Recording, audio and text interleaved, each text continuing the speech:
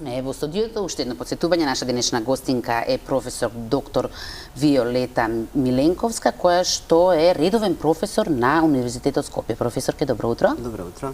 Добро ни дојдовте. Благодарам. Како долгогодишен универзитетски професор, сосема логично започнеме со една генерална оценка за тоа каква е актуелната состојба на нашиот образовен систем, односно во каква состојба е тој. Бидејќи знаеме дека образованието е еден од најважните столбови за една држава, нажалост во нашата држава образованието е во тежок колапс.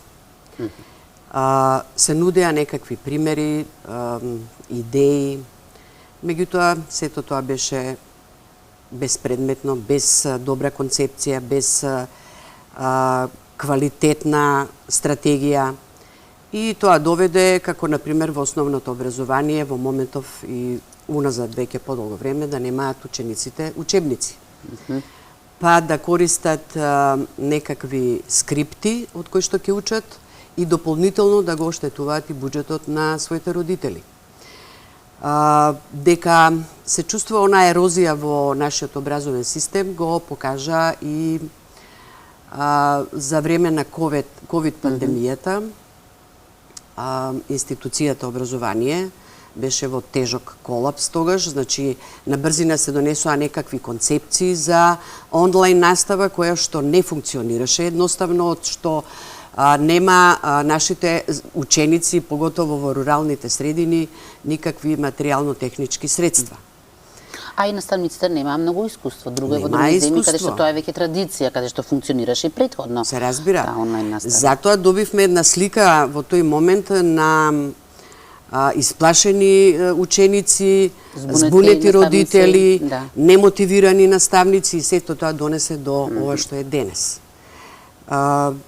Немавме законски прописи пред се за една ваква онлайн настава и затоа неуспешно се спроведе тој. Се виде не ажурираноста или неподготвеноста на нашата држава за еден вид на ваква онлайн настава.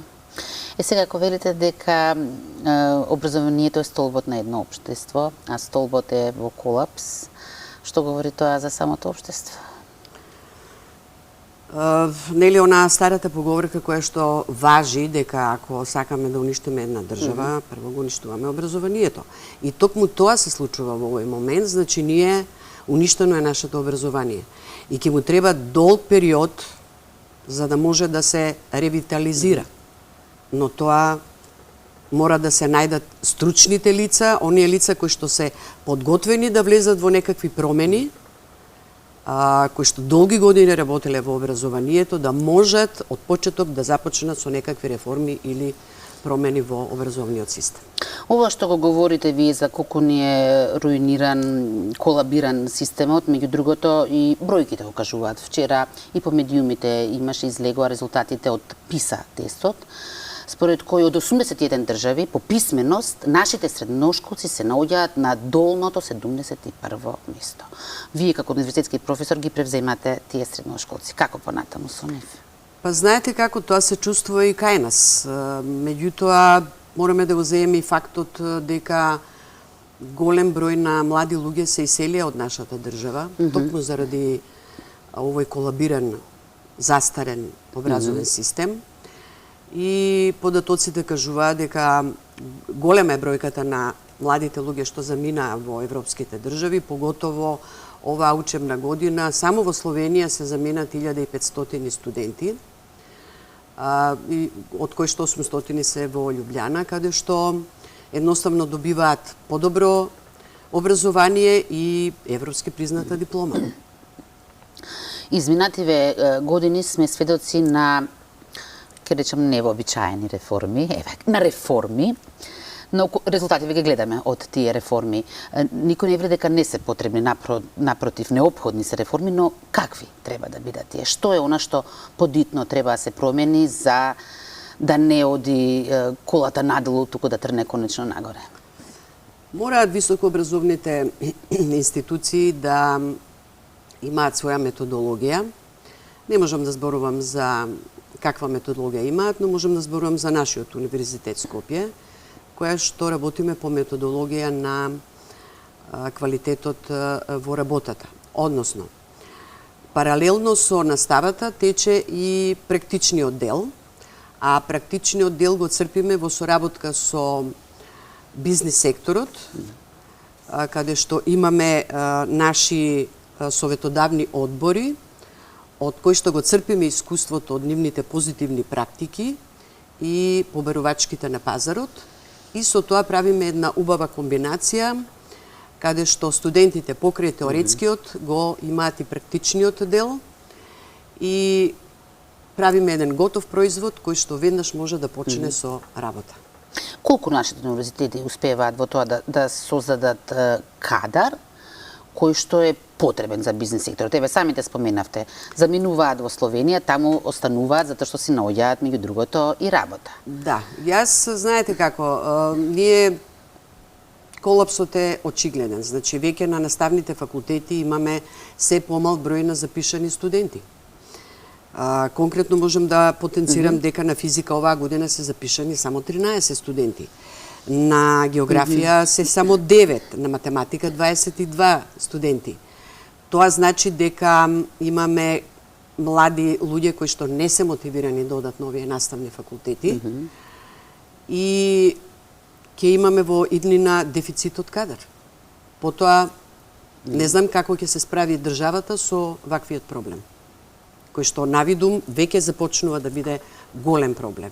Затоа велам дека ние сме во едно во еден ерозивен образовен систем кој што мора да се направи нешто, мора да се вклучат стручни луѓе, стручни професори кои што се еминентни во својата област, кои што цел живот се посветиле на образовниот систем, кои што знаат од каде да почнат да направат некоја реформа за да тргне напред овој образовен колабиран систем. Да, велите треба се вклучат, но сведоци сме во изминатиот период многу и наставници, професори велат не само што не се вклучени, туку дека воопшто не биле ни консултирани ни прашани. А ги има кои што доста гласно говорат, еве како вие, против системот. Да, па знаете како тоа со секое доаѓање на новите политички гарнитури носат некакви концепции кои што воопшто не се издржани. Пред се не се стручно анализирани за да знаат од каде да почнат. Едноставно само се кажува некоја реформа, таа реформа веќе тој термин веќе почнува и да биде и досаден, затоа што не гледаме ништо навидум. Гледаме само место напред да одиме, ние се враќаме назад. Како што кажав, значи, наместо да имаме печатени или дигитализирани форми на учебници, нашите ученици во основните училишта имаат скрипти. Значи, во 21. век тие користат скрипти. Не знам во некоја држава дали постои нешто вакво. Образованието не само што е важно за да се функционира добро на своето работно место, да се извршува работната активност, туку е важно за секој сегмент од нашиот живот. Колку универзитетската диплома кај нас ги подготвува студентите на реалниот живот, кој што гледаме колку е суров. Студентската диплома не значи ништо ако паралелно не се оди со практичната работа. Значи, мораат образовните институции да ја направат таа програма паралелна да биде. Како што е теоретскиот дел, така да продолжуваат и со практичниот и тогаш ќе бидат подготвени кадрите за да можат да работат во бизнис секторите. Еве, вие покрај тоа што сте универзитетски професор, сте и многу активен учесник во општествениот живот. Помеѓу другото, заради тоа ја добивте и наградата, признанието од Сдруженијето Елит за жена лавица. Прво, честитки. Ајде прво збор два за Сдруженијето, за оние што ја организирале оваа манифестација, што ви ја доделија оваа награда. Да, ова е Сдружение на жени менаџери Елит, кое што е основано од 2009 година. И самото име означува енергични, лидерки, транспарентни и иновативни. А тоа значи дека ние едноставно, нашата концепција е да ги охрабриме жените што повеќе да се најдат на одлучувачките позиции во компаниите. Односно, да се избориме за родовата нееднаквост, каде што сепак жената ќе си го најде своето место во општеството, а впрочем тоа се и фундаменталните идеи на една од фундаменталните идеи на Европската унија. Сдруженијето Елит оваа година ме почести со едно вакво признание за жена лавица, но јас би сакала да кажам дека ние сите жени сме лавици, пред се сме жени, мајки, кои што се трудиме и се бориме за нашите деца да успеат во својот живот, за нашето семејство и на крајот секоја жена, покрај тоа што е жена кралица, и на крајот е и лавица, борејќи се, нели, и за својата кариера во својот живот.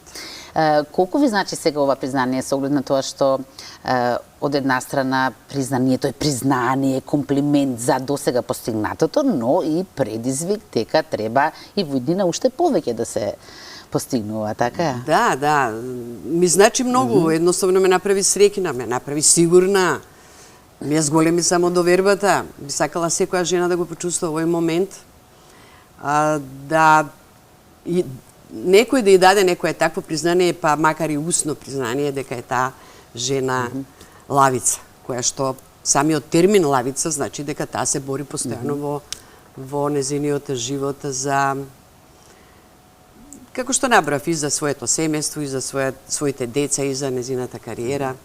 Така да ние сите жени сме жени лавици. Многу ви благодарам на ова ваше гостување. Се надевам дека повторно ќе ни дојдете овде во студиото. Слободанка? Јас седам со лавица, ти си далеко од лавицата. Да, честитки и од мене на вистина и многу убаво кажано од ваша страна, да кажам несебично, дека сите жени ете на свој начин се лавици. Посакувам многу успеси во иднина. Благодарам.